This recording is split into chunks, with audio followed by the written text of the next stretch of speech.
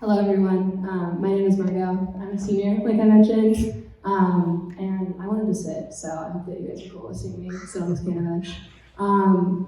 For those who walked in late or are not familiar with SBSB is a co-ed Christian a cappella group here. And so with every concert, we usually do what we call a testimony, which is something taken from lots of Christian denominations, where people come up and they talk a bit about their faith journey and how they see God working in their life, etc. And I've always been way too scared to do one. And I'm actually being forced to do one because this is my last concert, and seniors are expected to do one. But I think even in preparing for this, the preparation process has challenged my idea that there's such a thing as like a finished document or a finished life or a finished life of faith that anyone has to talk about. I hope that all of you guys can think about wherever you are in your life, if you identify as Christian or not, think about things that are good in your life and things that are also unfinished, and accept all those parts of your life.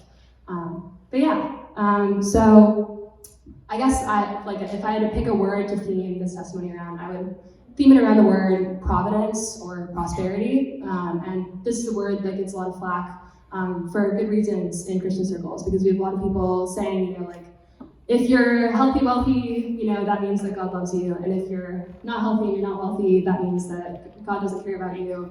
And you must have sinned or done something wrong. And I think, obviously this is a pretty destructive idea, but I do think that there are other forms of providence in our lives and in my lives, in my life in particular, that I want to talk about today.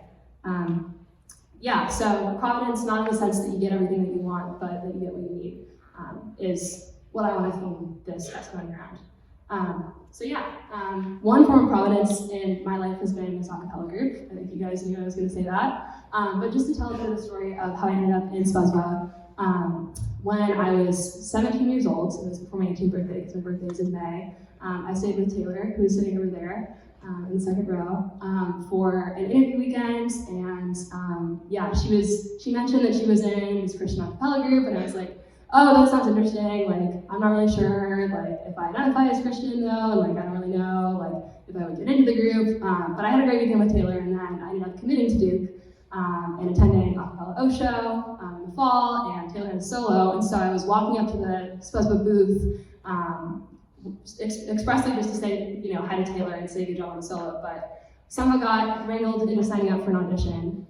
And I think one form of providence that I saw early on was I am a very nervous person, despite choosing to be in performance groups my whole life, and have a lot of stage fright in particular. And I signed up for all the a cappella groups that I was eligible for. So I signed up for R&B, I signed up for all the female gender groups, and I got in there and was horrible. I literally could not sing. I remember I was in this callback for another group who were so great. They will remain unnamed because it wasn't their fault, but I got in there and they had assigned me to learn the alto part for one of their songs, and I was singing, but I don't think anything was coming out. And then I remember walking into the SBSB audition and meeting Andrew, who's sitting there, and just feeling very much at ease. And I still thought, maybe I'll stay in this group, maybe I won't. I'm really not sure about the whole, life of faith thing, even the whole a cappella thing. No offense to my other a cappella people in the audience. And here I am, and I'm a senior, and this is the only group that I've stayed in for 4 years. First of all, I want to thank everyone in the group. And I'm going to pivot and talk a little bit about the next song that we're going to sing, which is a solo that I have, and I jokingly call it my emo boy solo, because am I wrong? You guys will see what I mean when I sing this song, but it's a very moody CCM song, originally by I think Chris Renzema. It's called Adonai. And the premise of the song is it's someone who's committed some sort of harm or wrong in their life, and it's kind of a prayer that they give to Adonai, which is a name in the Hebrew scriptures for God. But when I sing it, I think it takes on a bit of a different meaning for me. In the chorus, there's this recurring line where I will sing, I've got nothing to bring. That's the main rhyming line in the chorus. I think this song is very meaningful to me because that idea of not having anything to offer by myself is something that I feel often. And I often feel like, especially at Duke, I mean, like, people have said this time and time again, but like, if you're like grieving or struggling in any way at the school, you feel like you're the only person who feels that way. You feel like you're the only person who doesn't have, like 7 internships lined up for not only the next 3 years of college, but also the 4 years after that.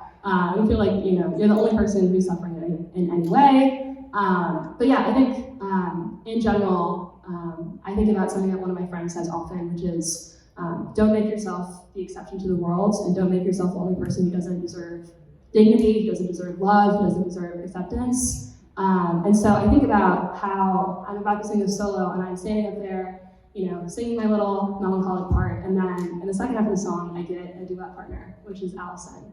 And so I'm like standing up there, like in my feelings, like this song always makes me sad, even if I'm in a good mood.